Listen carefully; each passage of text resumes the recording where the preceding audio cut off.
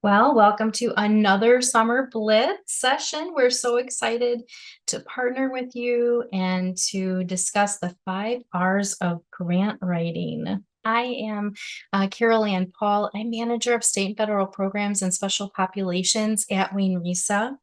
And how I got into grant writing, I wanted to tell you a little bit about that. I think I had some pretty good analytical skills and then some good writing skills. And, I was really passionate about reading and literacy. And so a friend of mine and I got together and we were like, how are we going to, fund this particular initiative that we thought would really launch and take off if we just had a little more funding, right? A little more partnership. And that's kind of how it all started. So I had a little bit of success there, and then I caught the bug. And I absolutely love to write, but also I love the technical writing aspects of grant writing and some of the hard work that it really draws out. And I am joined by Dr. Leah Van Belle, Executive Director for 313 Reads. Yeah, thanks, Caroline. Glad to be here and to see your faces. And some of you I saw just a week or so ago at the screening of Push Out. So glad to be with you again today. So I first started grant writing as a classroom teacher and then as a university faculty member, wrote other kinds of grants when I was a consultant with Michigan Department of Education. And now I lead a coalition in the community and nonprofit space. So that's been a really interesting journey for me to come at it from a different lens, and excited to be here and learn together today. Yeah, I think that with all of your experiences, Dr. Van Bell, it's really going to give a good perspective on some of the aspects of writing when you're working for an organization and then also in that nonprofit space too. So thanks for being here with us today. So some of the objectives that we're hoping to cover today, we'd really like to hone in on those key principles of grant writing, research, relationships, relevance, resources, and then also reporting. We want to identify resources that are going to increase our chances of getting funded, right? And then we'd also like to encourage community by collaborating together on a Padlet. So we have a shared Padlet today that we're hoping to have you add some resources to so that our entire community can prosper from the wealth of knowledge that you bring to the space today.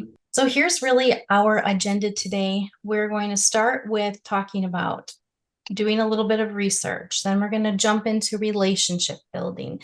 Then we're going to talk about relevance and then resources. And last, we're also going to talk about reporting. And let's go ahead and start with some of that lingo. We're going to use some terminology throughout the remainder of our session together. And we just wanted to give you a high level overview of some of that language that we're going to be using. So the first thing is grant seekers. We're talking about people maybe at a nonprofit organization who are kind of seeking funding for some sort of endeavor. So we're going to call those people grant seekers. And there's also grant makers. Now, grant makers are the individuals who are part of maybe an organization that is wanting to fund in kind or maybe fund even with, monetary components as well. So it's really the individual or the organization that is creating a grant based on some specific goal or mission of their organization. I had mentioned in-kind contribution. So that is support offered in the form of either time or space or utilities or volunteer hours or some sort of products. So maybe not necessarily money, but there are other ways in which we can support each other as well.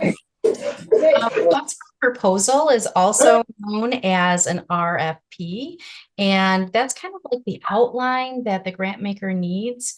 And it really helps for us to be able to make our funding decisions as we're reading our RFPs, because it kind of outlines exactly what grant maker wants from us.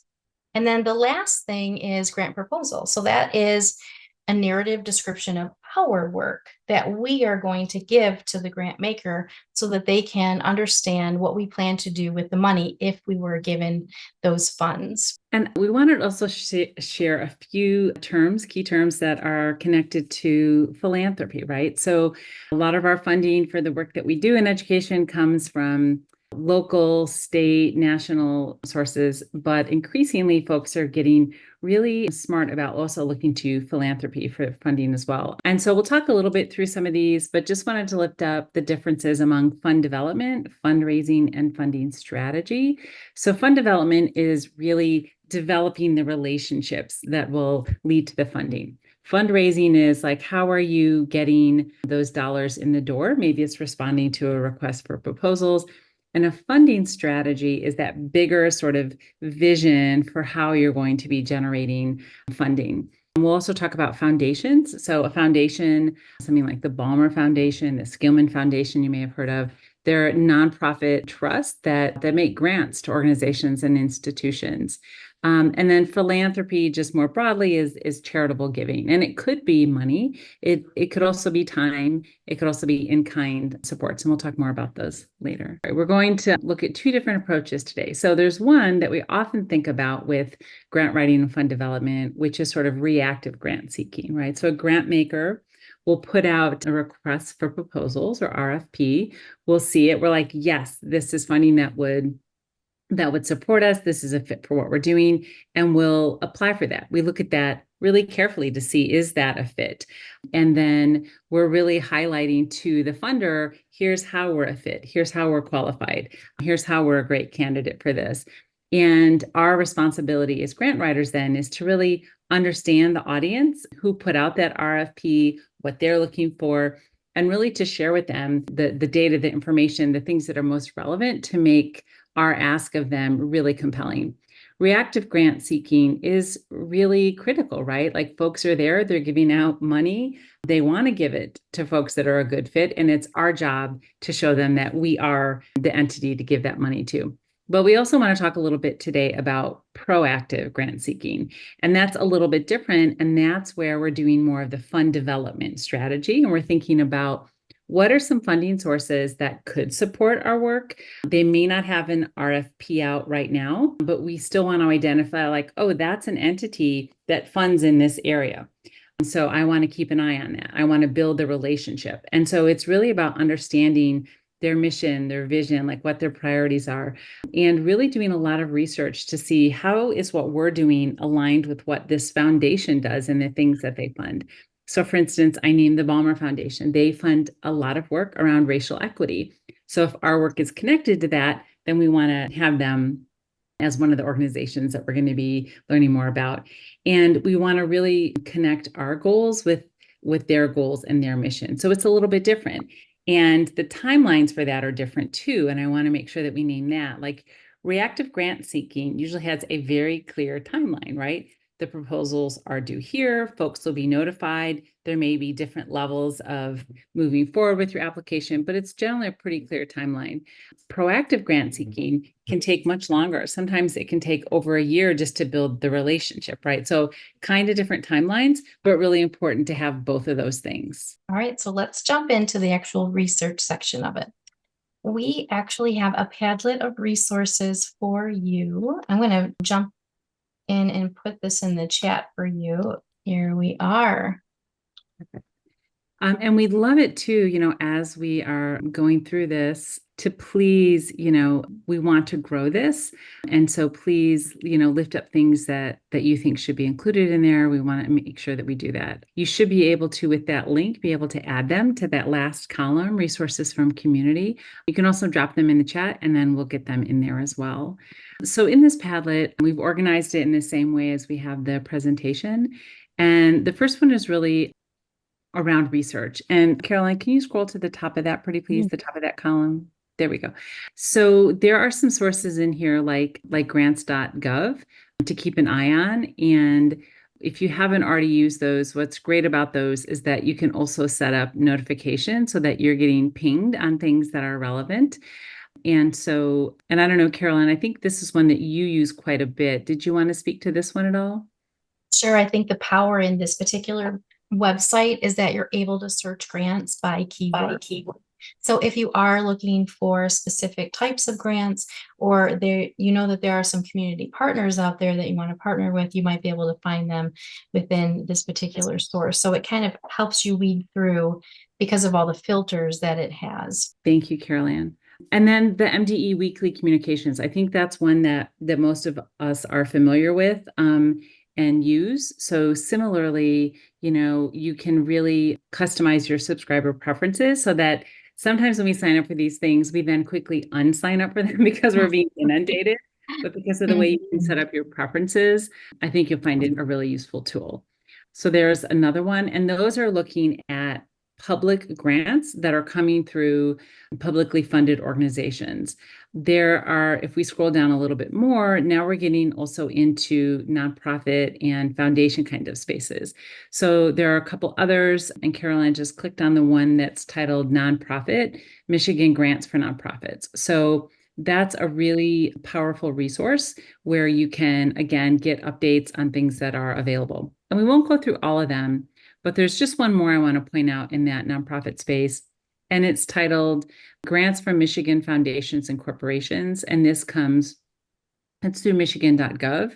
And so this is one, because sometimes we even forget to look at corporate funding, right? And there are banks in our area like GM, United Auto Workers, who invest pretty heavily in education. And so we want to make sure that we're looking at those things too.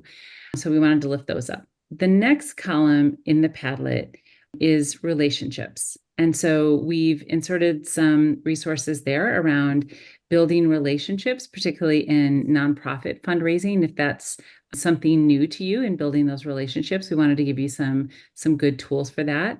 And then we're going to take a look at a couple of resources later, but the relevance column, one of the things that we really want to center is, as we're looking to particularly nonprofit funding, really thinking about alignment. So we've inserted some tools there, and we'll take a look at those later.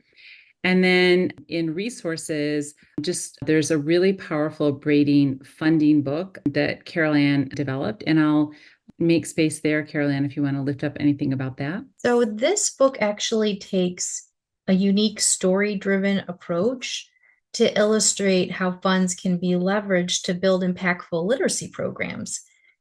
And I actually start with a brief introduction to MyKIP and braiding funded sources. And next, we then jump into the heart of the book, where you're going to meet Ellen and James, both dedicated to creating strong literacy communities in a secondary school environment. And then at the end, I conclude with a list of strategies and resources inspired by the stories. So there are a couple of different ways that you can actually read the text. You can click on the speech icon to view a transcript of the story and actually read it. Or you can click the speaker icon to listen to the story read aloud. At Bright Beginnings Alternative High School, the halls were filled with students who had faced countless challenges. Each story was unique but shared a common thread: the risk of not graduating on time. We have some key strategies for braiding and blending funding.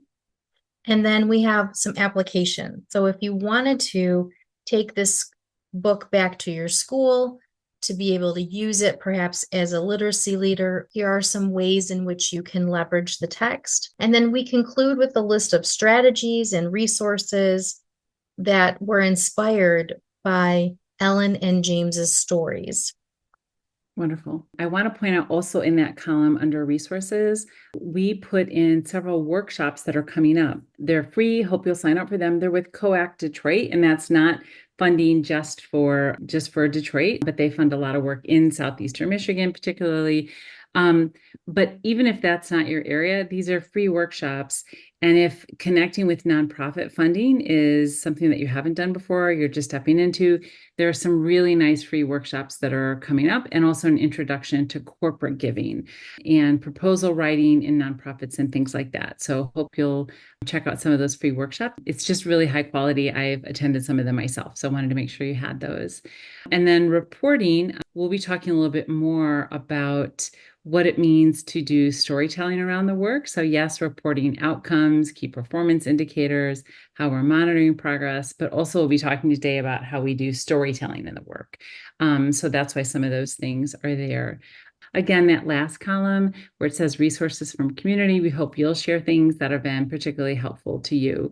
And that first column where it says research, there are oodles of foundation specific grants, like lots of things to scroll through that we think could be a good fit for a lot of you. But today isn't so much about going through like individual grant opportunities and more like what are some of the ways that we approach fund development and funding strategically. So you found a grant that you want to submit. But the first thing is to actually analyze the proposal and figure out what are the eligibility criteria? Do I fit their eligibility criteria? What is the purpose of the project? What is the deadline? How many grants have they given in the past? What are the allowable uses of funds? I wanted to take you into this particular pro literacy space because they have different grants that you can submit for. But I wanted us to look at it through the lens of analyzing an RFP. Sometimes it's posted right on their website. So the first thing we wanted to look for was the eligibility criteria. This particular grant, you have to make sure that you are some sort of literacy organization of all types and sizes that are doing direct work with adult students. That's an important piece because if I don't do direct work with adult students, it means that I should not apply for this grant. So for me, I'm looking for grants for the Michigan Reading Association. And so I thought, oh, this is going to be great. And then I looked at it and I was like, oh, wait, we're not eligible for that, right? So that's a really important piece of analyzing the RFP. So that way you don't spin your wheels. And the project purpose as well. And then let's take a look at the deadlines too. The deadlines in particular are over here. They actually fund 4 times a year, which is unique for this particular grant. Often it's at the beginning of the year, like in October or November or in January, but this is actually grants are awarded 4 times per year. So that's very good to know. And then we need to know, what about the number of grants? Do they have that? Sometimes the RFP has that and sometimes it doesn't. Here's some more eligibility criteria as well. So digging in even a little bit deeper, you can see, do I check these boxes? And then they have a beautiful FAQ on their site too about when you'll find out if your application is approved, how much are individual grants as well, right? They had mentioned that at the beginning, that it's up to $6,000. And what work can the grant support? That's like their mission, their purpose. And then the last thing is, of course, our match requirements. Sometimes grants, you have to have money to put up front, and then they will match that, those funds as well. In this instance, it's not like that. So I was looking at this grant through the lens of the Michigan Reading Association. And although it didn't fit my needs, I was like, well, maybe there are some other funding opportunities because this particular organization has a link to other funding opportunities. So sometimes, even if it doesn't necessarily mean that you qualify to put in that particular grant, there are some other opportunities, and you can always learn from their websites as well. One thing I wanted to give you a little quick tip is that if an organization is willing to host a webinar or some sort of community event in order to help you to put in that proposal and to tell you more about their organization, their values, and also some of the pieces that are required for the proposal, always say yes, it is worth your time. And then the other piece is to express gratitude before the webinar and after the webinar as well. So Dr. Van Belle, you have some experience with this. Do you want to tell me a little bit about some of the experiences that you had, like jumping in on webinars and kind of meeting with the grant makers? Yeah, so for me, it's been interesting because again, in sort of previous spaces that I've worked when I've been writing for, say, state or federal grants, some of these pieces around like the relationship aspect of it, like haven't been as prevalent. But when we're looking for funding in nonprofit spaces, especially, the saying is that, they don't fund projects, they fund people, right? It's about the relationships. And so if there's a grant that I know we're going to apply for, we're a great fit, I understand like all the parameters, like I am still attending the webinar, like I'm having my camera on, I'm, commenting in the chat, like I'm showing like I'm here, like I'm invested, because for a lot of those things, having a face to put with a name and knowing that like we showed up, we were invested, we asked questions, like it's important to them, right? And so because the process is so different. So I just wanted to lift that up, that especially if you're looking for funding from foundations and other kinds of nonprofit spaces, that this is really important. And the other piece too is that if you don't get funded, like I love that you said, Dr. Paul, like express gratitude before and after, but if you don't get funded, still following up with a thank you, and then asking if there's an opportunity to have a conversation to learn more. And I would say 9 times out of 10, folks have been open to having that conversation, and it just helps sustain the relationship. And they see like they get an opportunity to learn more about their work and you as a person and an organization. And it can really inform when you make another ask of that organization. So I just really want to echo what you have here, Dr. Paul. Yeah, and I think the organizations genuinely want to see you thrive, right? And that, of course, they might have limited funding and they might not be able to fund you this time as well. Maybe next year or years after, if you continue with the relationship, you will be able to get your projects funded. So that relationship certainly can grow over time as well. So speaking of relationships, let's talk about building relationships, both internally in your organizations and externally. So I think what I really want to communicate in the internal relationship aspect is, don't be the lone ranger. Don't go it alone.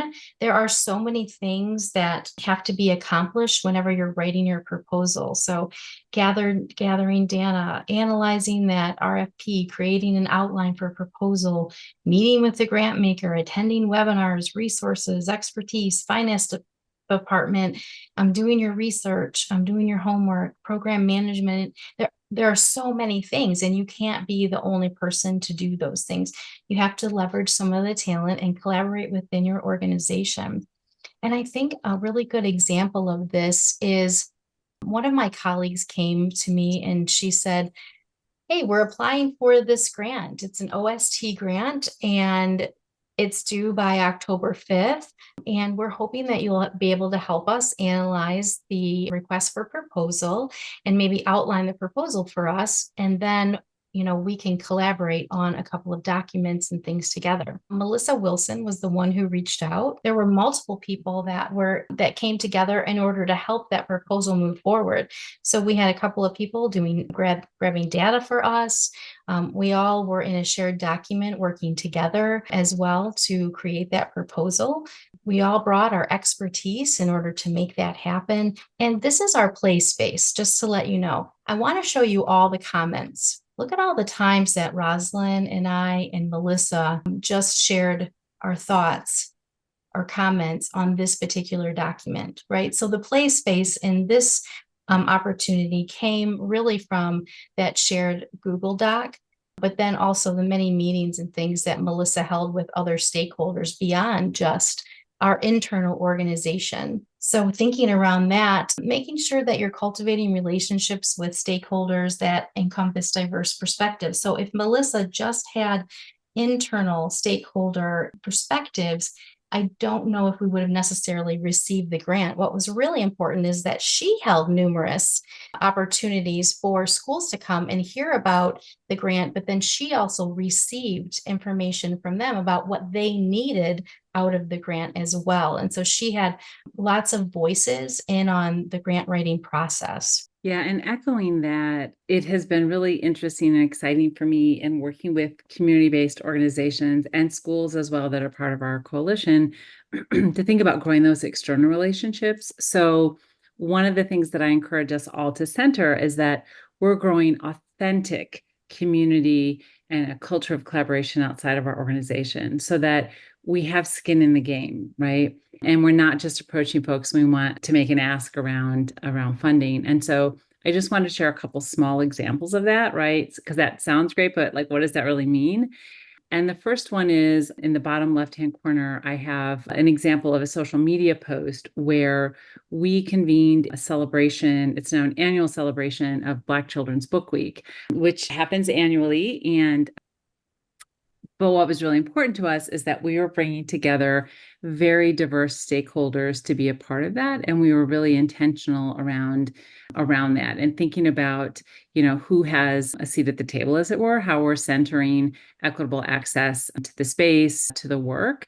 And so if you look at some of those collaborators, like it is community-based organizations, universities, public libraries, and then like Michigan Department of Ed, TFA. So great start, like lots of collaborators coming together. And that's a way where we said, how can we do this together? This wasn't connected to funding. And I want to point that out because when we, again, like have skin in the game, we want to have collective impact and that synergy that, when we come together, 1 + 1 is not 2, it's 3, it's 5, it's infinity, making sure that we're doing these things regularly because that's just part of a culture that we want to grow. But what that allowed us to do as well was to really build the relationships and really listen to the needs. So another example I want to give is Share Our Strength, No Kid Hungry.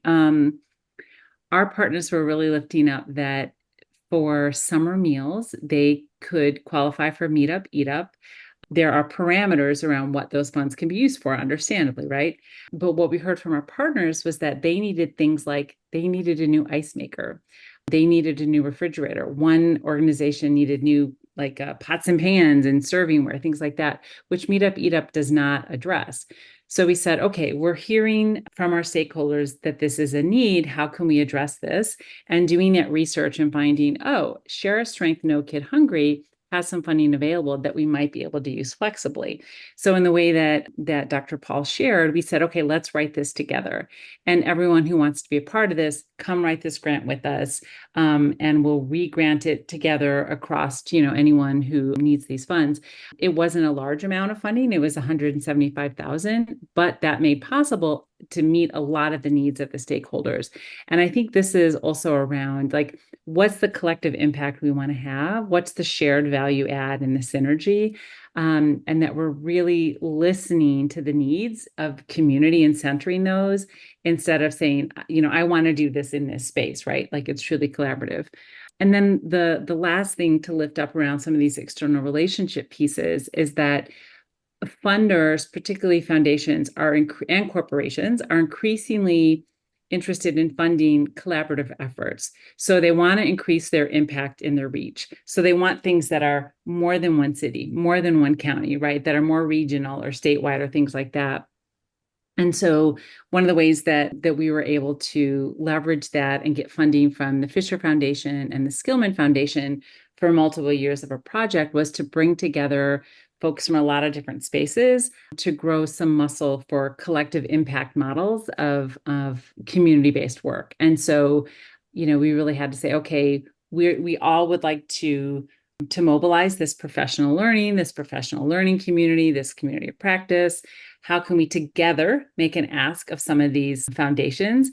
And it was a much more compelling ask to them because it was for a much larger group of folks coming together to make the ask for larger impact. One thing that really resonated with me that you talked about was making sure that your first communication with an organization isn't about maybe an ask, but instead of a partnership. And that really draws that authentic relationship. It should not be the first time that you're reaching out to an organization, in order to partner maybe through dollars, but maybe partner in another way with some sort of collective capacity being brought together. And, one thing that I'm thinking about as you're saying that, Dr. Paul, and I'm sure this will resonate with a lot of people, is thinking about how we personally can have value add in other spaces, right? Like there was recently a screening and a panel discussion at RISA, and I was like, I'd love to be a part of that. How can I serve in this work? And I often ask that, how can I serve in this work? How can my organization serve in this work? And as long as it's aligned with our mission, our strategic plan, our vision, our values, yes, because if we aren't growing and sustaining those collaborations, then it really does show up when we make funding asks, right? And sometimes those aren't successfully funded because folks can see through that and what we submit, that it wasn't actually collaborative, right? So growing those relationships to help with the authentic collaboration is just really key. So when we're thinking about putting in for an RFP, we're thinking around, do the actual goals of whatever organization that we're going to be maybe partnering with and collaborating with, do these goals actually align with the objectives of the grant? So when I go to a funder and I'm looking for RFPs, I'm also asking the question, does this funder, does their mission, their purpose, their vision align with something in my organization, my current goals? Because if it doesn't, you just want to stop there. Don't shapeshift. Instead, stay your course. So after you have asked the question, do your current goals align with the objectives of the grant? The answer is yes. Then let's ask a deeper question. The deeper level question is the organization actively addressing the problem? Are you currently addressing the problem in some sort of way? Even if it's a small way, you need to have the activities or strategies that you plan on having funded need to have actually been implemented, maybe in a small scale. So that way you have some data and you're authentic with your proposal, saying, right now we're doing this in one classroom, but we would love to do it in 20. And you know why we want to do it in 20 classrooms? Because it worked in this one classroom with this demographic. And we know that if we get to scale it, then it's going to be able to reach many more students, right? So we have to make sure that we're actually addressing the problem authentically before we go and put in an RFP. If you're not actively addressing the problem, it's okay. I want you to go back and do a little community activity and implement the innovation and gather data as well. And then the next question, so is your organization actively addressing the problem? If the answer is yes, I want you to jump to the next question. Based on your impact, even if it's on a small scale in one classroom, is your project contributing to the greater good? If it's not, pause and reflect, right? So you have to make sure, again, that it's authentic, that you're not doing things to people, you're doing things with the community, right? If the answer is yes to that as well, I encourage you to submit a proposal. All right, the next topic that I want to cover. So you've answered yes to all of those questions, and now you need to do a little bit of homework. Make sure that the alignments of the grant maker align to your priorities, right? We talked about that. Make sure that you're creating tailored proposals. So don't take an old proposal, change a few words, and then submit it again, because I think that grant makers know when that happens. And so you have to make sure that every proposal is unique.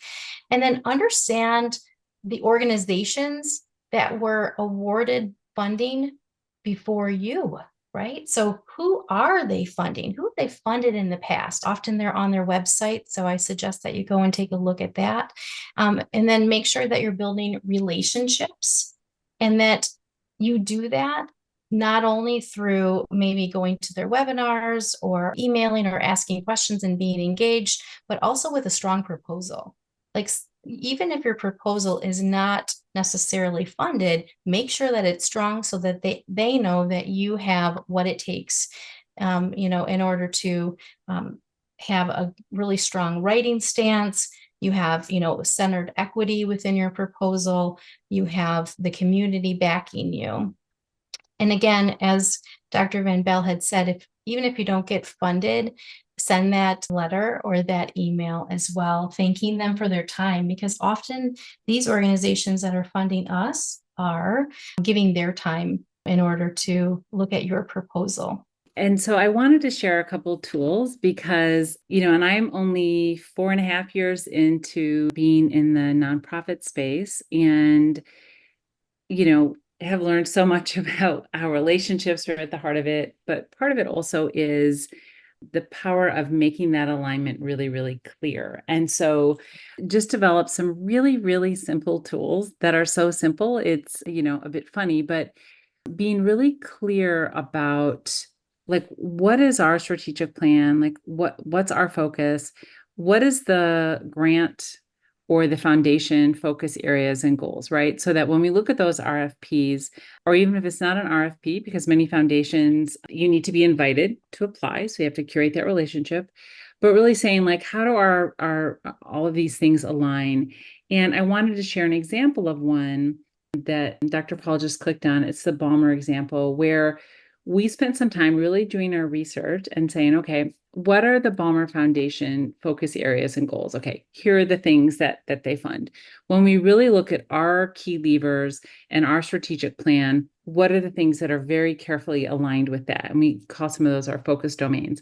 Because one of the things is we don't want to have mission drift, right? We want to be really clear about this is what we're trying to accomplish, but also making a really compelling argument for how it's aligned. This was an internal document. So this was for us to really talk through, think through, do our research. And then this growing impact together, this is us framing out before we even meet with them to have a conversation. How is there synergy in this, right? So if this is what we do and this is what they do, how is 1 + 1, 3 or 5 or infinity? And how are we going to make that pitch? How are we going to put together that deck or have that conversation over coffee or whatever that looks like? But we have to really think through all of that on our own. This was very helpful to us. And we were then invited to submit what's called a letter of intent for multiple years, for over $1 million. So, and, this was a year ago, and we're still working through all that. Again, sometimes in nonprofit spaces, philanthropy, foundations, it can take time. And so that's why I really want to encourage folks to start looking at what organizations are funding work that you're like, yeah, this aligns with mine. So when you go back to that Padlet, that first column, which is research, there's a lot of, yes, there are some specific RFPs in there, but we've also included some specific funders, foundations, spaces that it's like, hey, they're doing some really cool stuff with education funding. Take a look at what they're doing. And as Dr. Paul mentioned, they give their impact stories and they say, we funded this project, we funded this project. And I would encourage you when you're thinking about alignment to not box yourself in too much, to think outside the box. And as an example of that, we recently were working with a state level agency to submit an invited application for funding to a health organization. And, if I had just said, well, like they fund health, like we do literacy, but they are getting at things like health literacy and the connection between literacy and health outcomes and life expectancy. So we said, oh, we think we can make a really compelling argument here. We met with them. We were invited to apply for funding. So that's where don't look at something and just say, well, they do whatever, that's not us. Take a look and see. You might really surprise yourself when you look at that. But again, just some really simple tools. Because what it's really about is being really intentional.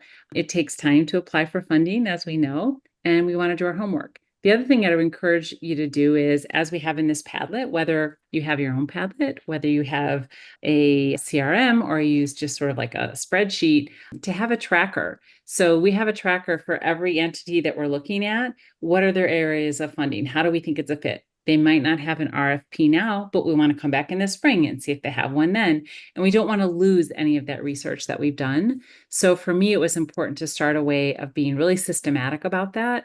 And some of those alignment tools might help with that. I think Book Love is a really good example of that. I can't wait to dig into that. It was a funding source or an organization that I was unaware of. So I'm going to start building relationship with that particular organization by starting first at their website. Like, what are their mission? What are their vision?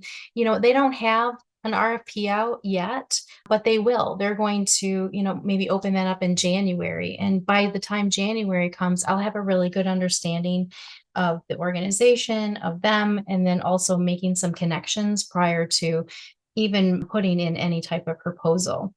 It's never too early, right? So part of putting in an RFP and building a relationship with an organization is to prove that you, as the organization, have the resources in order to run an organization in these three areas or aspects. So finance, partnership, and capacity. And here's what I mean by that. So when you're putting in your proposals in order to get funded, you need to be very transparent that you conduct yearly audits, right? That you're grading funding sources to stay fiscally healthy. Organizations do not want to put money into another organization that says, if we don't get funding, we're going to close our doors, right? So you want to make sure that you're transparent about your yearly audits and that you're also staying fiscally healthy. They also want to know that you have friends and you got a lot of them. They want to know that you have a lot of external partners and that you have partnered with others successfully. And in your RFP, they want to know about what your organizational capacity is. Like, do you have what it actually takes to get the job done? So they want to make sure that you have the capacity in order to run the grant and be responsible with the funds that they are going to supply to you. And I think something I am so passionate about is collective funding, right? So really thinking about shared capacity. So I use this hashtag a lot in social media, hashtag better together, which sounds kind of cheesy, but I mean it. And, like when we row together all in the same direction, children, families, schools, communities are served better, right? And so wanted to share an example where we are, again, our coalition, our community-based partners, our schools, our faith-based orgs, our homeschool networks, they lifted up a deep need for books in Southeast Michigan. We're considered a book desert. Many of you are in those spaces or other spaces of the state that are considered a book desert. So we wanted to bring books. And if individual organizations make an ask, they can do that. But together we could make a much bigger ask. So we worked together to make an ask to the Molina Foundation, and we received 94,000 new books. It was over $1 million in kind. But we were able to do that because we really looked at shared capacity and also in kind. And I think often in kind support gets overlooked, but it can be a really powerful tool in making the work possible. So for instance, 313 Reads, we could hold like I wrote the grant, I could do comms, project management, like we could hold a lot of those things.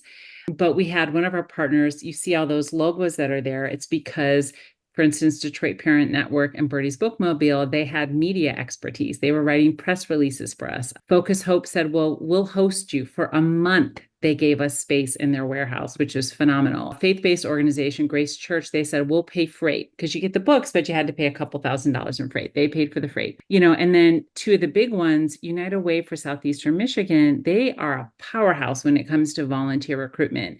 They built that out for us on the portal. They coordinated all that. And then we turned to Rocket Community Fund for volunteers. And then we had over 350 community volunteers for the project. And so much of that was possible through United Way and through Rocket Community Fund. I cannot recommend them both enough. So if you have a project where you're like, yes, we need this funding, we also need boots on the ground, I hope you'll connect with those entities because they were amazing. But that's the space of, we couldn't do all that alone and none of the organizations could, but together we were able to make that happen. Even in the space of an ISD or coming from the ISD lens, we have really been trying to tackle attendance and engagement. And one of the things that we've done this year is we were able to leverage a particular funding source, but it was only for 1 year. So we knew that we had to braid some other funding sources and also be very good grant seekers in order to build a bridge so that we didn't have a fiscal cliff that we were jumping off of, right? So we started a project, it went really well. We started to build capacity and traction, and now we wanted to continue. So together as a team, we had district partnerships. So one of those grants was a Stronger Connections grant.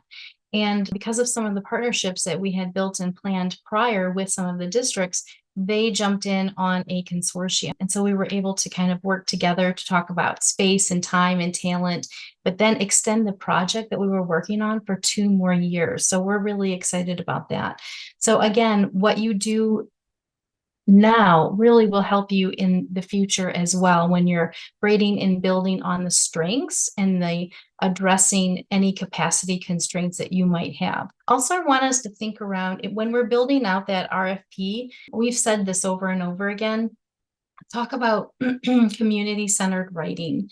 And it's really referring to an approach of grant writing where you are focused on the needs, the voices, and the well-being of the community that the project will serve. So it shouldn't be your voice solely within that RFP. You have to make sure that you emphasize the engagement and inclusion of the community that you hope to impact. You have to make sure that the project has relevance to the community, again, in which you're trying to collaborate with, and that you have power sharing. I think that's very important, and capacity building. Power sharing in designing projects, power sharing in addressing needs as well, and make sure that the decisions that are made are a collective decision-making process and not just you building the RFP alone and not having the voice of the community. All right, so let's talk a little bit about our return on impact. So not return on investment necessarily, but more return on impact. You have to monitor, evaluate, adjust. You have to collect your evidence and artifacts. And one of the ways that you can do that is by thinking around reach, fidelity, the products that you're actually putting out into the community, and then often dosage as well. So these are some example results. Like, who are you actually reaching? This is a data point that you can certainly pull. How about the fidelity in which the program was implemented, or the quality? So you can do self-reports and product reviews and observations and frequency levels. You can also have the impact of the practice or the program if there was a belief or perception change, from your actual community that you're engaging with. And then dosage, it might be some quantifiable metrics like number of sessions, number of hours, or frequency. But it's not all about that either. I think that Dr. Van Belle is going to get a little bit into some of the storytelling as well. And I know we just have a few minutes, and I want to make sure we get to that part. So I'm just going to tell you that there is a progress monitor tool out there that might be able to help you to collect some of those evidences.